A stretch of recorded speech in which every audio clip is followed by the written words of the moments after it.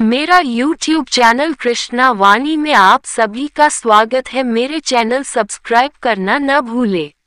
अध्याय में श्री कृष्ण मनुष्यों में दैवीय और आसुरी दो प्रकार की प्रकृति का वर्णन करते हैं। दैवीय गुण धार्मिक ग्रंथों के उपदेशों के अनुसरण, सत्व गुण को पोषित करने और आध्यात्मिक अभ्यास द्वारा मन को शुद्ध करने से विकसित होते हैं। ये दैवीय संपत्ति में वृद्धि की ओर अग्रसर करते हैं और अंततः भगवद प्राप्ति के लक्ष्य तक पहुंचाते हैं। इसके विपरीत संसार में आसुरी प्रवृत्ति भी पाई जाती है, जो मोह अर्थात आसक्ति और अज्ञानता के गुणों की संगति से तथा भौतिक विचारों को अंगीकार करने से विकसित होती है। ये किसी के व्यक्तित्व में प्रतिकूल लक्षणों का पोषण करती है और अंततः आत्मा को नारकीय अस्तित्व में धकेलती है। यह अध्याय दिव्य प्रकृति के दैवीय गुणों से संपन्न पुण्यात्माओं के निरूपण से प्रारंभ होता है। आगे इसमें आसुरी गुणों का वर्णन किया गया है, जिनका अति सतर्कता के साथ त्याग करना चाहिए, क्योंकि ये आगे आत्मा को पुनः अज्ञानता और संसार अर्थात जीवन और मृत्यु के चक्र की ओर खींचते हैं। श्री कृष्ण इस अध्याय का समापन करते हुए कहते हैं कि क्या किया जाना चाहिए और क्या नहीं किया जाना चाहिए, इसका निर्णय करने का अधिकार केवल वेद शास्त्रों का ही माना जाता है। अतः हमें भी वेदों के वाक्यों को स्वीकार करना चाहिए। हमें इन वैदिक शास्त्रों के विधि निषेधों को समझना चाहिए और तदनुसार इस संसार में अपने कार्यों का निष्पादन और दायित्वों का निर्वहन करना चाहिए। परम पुरुषोत्तम भगवान ने कहा है, भरतवंशी, निर्भयता, मन की शुद्धि, आध्यात्मिक ज्ञान में दृढ़ता, दान, इंद्रियों पर नियंत्रण, यज्ञों का अनुष्ठान करना, धार्मिक पुस्तकों का अध्ययन, तपस्या और स्पष्टवादिता, अहिंसा, सत्यता, क्रोधहीनता, त्याग, शांतिप्रियता, दोषारोपण से मुक्त, सभी जीवों के प्रति करुणा भाव, लोभ से मुक्ति, भद्रता, लज्जा, अस्थिरहीनता, शक्ति, क्षमाशीलता, धैर्य, पवित्रता, किसी के प्रति शत्रुता के भाव से मुक्ति और प्रतिष्ठा की इच्छा से मुक्त होना, ये सब दिव्य प्रकृति से संपन्न लोगों के दैवीय गुण हैं। हे पार्थ, पाखंड, दंभ, अभिमान, क्रोध, निष्ठुरता और अज्ञानता आसुरी प्रकृति वाले लोगों के गुण हैं। दैवीय गुण मुक्ति की ओर ले जाते हैं, जबकि आसुरी गुण निरंतर बंधन की नियति का कारण होते हैं। हे अर्जुन, शोक मत करो, क्योंकि तुम दैवीय गुणों के साथ जन्मे हो।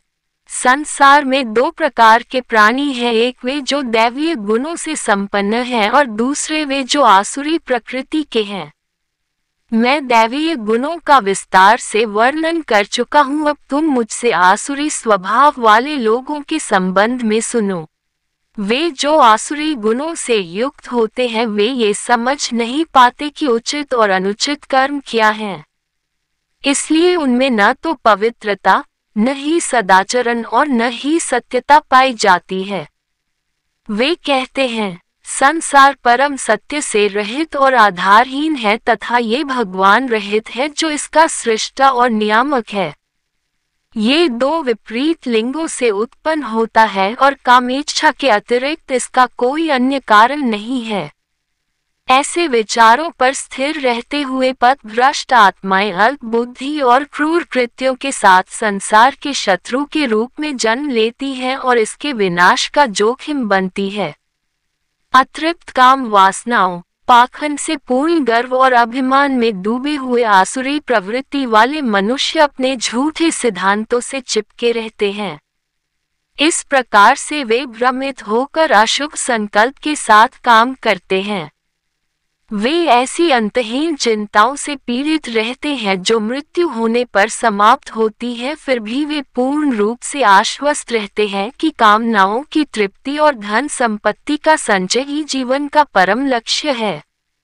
सैकड़ों कामनाओं के बंधनों में पड़कर काम वासना और क्रोध से प्रेरित होकर वे अवैध ढंग से धन संग्रह करने में जुटे रहते हैं। ये सब वे इंद्रिय तृप्ति के लिए करते हैं। आसुरी व्यक्ति सोचता है, मैंने आज इतनी संपत्ति प्राप्त कर ली है और मैं इससे अपनी कामनाओं की पूर्ति कर सकूंगा। ये सब मेरी है और कल मेरे पास इससे भी अधिक धन होगा। मैंने अपने उस शत्रु का नाश कर दिया है और मैं अन्य शत्रुओं का भी विनाश करूंगा। मैं स्वयं भगवान के समान हूँ, मैं भोगता हूँ, मैं शक्तिशाली हूँ, मैं सुखी हूँ। मैं धनाढ्य हूँ और मेरे सगे संबंधी भी कुलीन वर्ग से हैं। मेरे बराबर कौन है? मैं देवताओं को प्रसन्न करने के लिए यज्ञ करूंगा, दान दूंगा, मैं सुखों का भोग करूंगा। इस प्रकार से वे अज्ञानता के कारण मोहग्रस्त रहते हैं।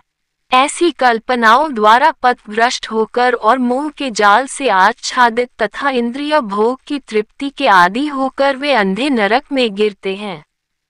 ऐसे आत्मा अभिमानी और हठी लोग अपनी संपत्ति के मद और अभिमान में चूर होकर शास्त्रों के विधि विधानों का आदर न करते हुए केवल नाम मात्र के लिए आडंबर करते हुए यज्ञों का अनुष्ठान करते हैं।